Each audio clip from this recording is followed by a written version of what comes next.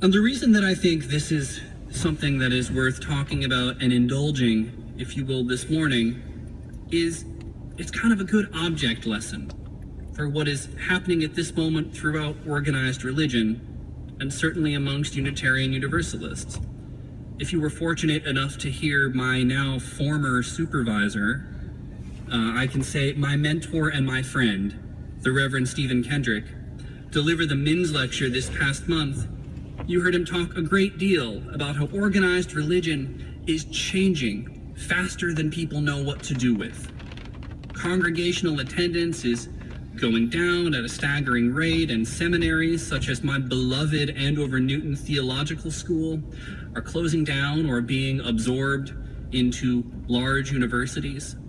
What has worked and kept people coming for hundreds of years is no longer working. My generation is finding spiritual fulfillment in other places, such as dinner churches, emergent churches, and alternative worship communities like the Sanctuary Boston. And Stephen, in his Men's Lecture, said that basically the answer is to look at my and Aisha's generation of clergy people and trust that we will be able to figure out how to make this work. We will be able to look at the state of Unitarian Universalism and organized religion in general and find a way for them to continue and even thrive.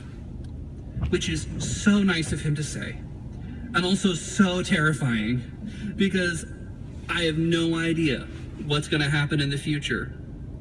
The world is huge and works in scary and weird ways that human beings will only ever be able to react to in ways that are clumsy and probably inadequate.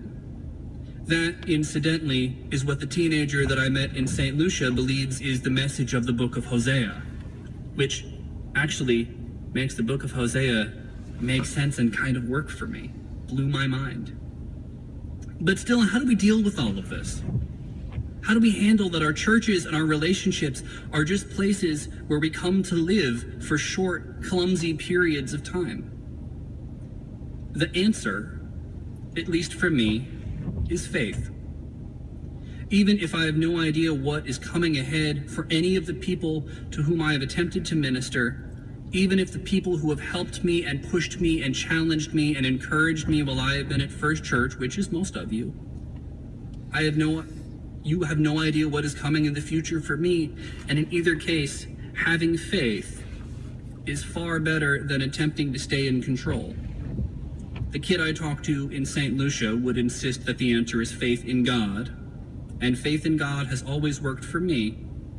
But if that isn't your thing, then I think faith in the next generation's judgment and character will do you just fine.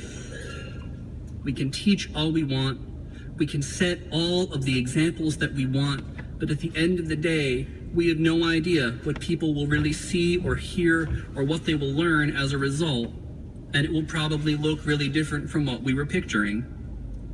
I mean, all of the proper Unitarian ministers who are ministers of this church and whose names are on copper strips on the wall behind me would be completely horrified at what goes on in this building today. The Unitarian Universalist values of my generation of clergy were learned from Stephen's generation of clergy, and maybe we will succeed wildly and reshape Unitarian Universalism and even organized religion in new and interesting ways, or maybe we won't. And everybody can be as disappointed in us as my great-grandfather was in my father becoming a running dog lackey for the oppressor class. Or as nonplussed as Stephen, who I know is going to pull me aside later and say, you did not need to take the time on your honeymoon to talk about ministry with some kid.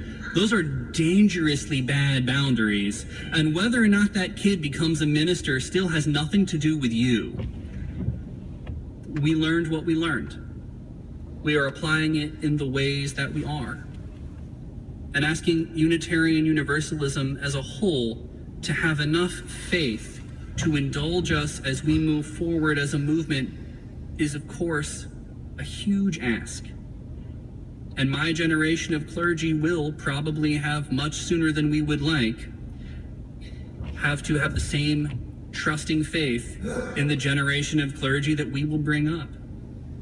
as we watch the summer camp bus getting smaller in the distance, we will be able to only sit there and hope that what we have taught, what we have done, will be enough.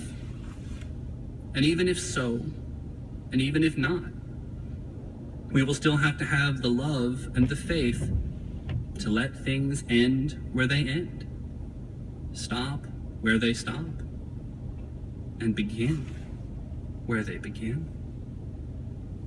Amen.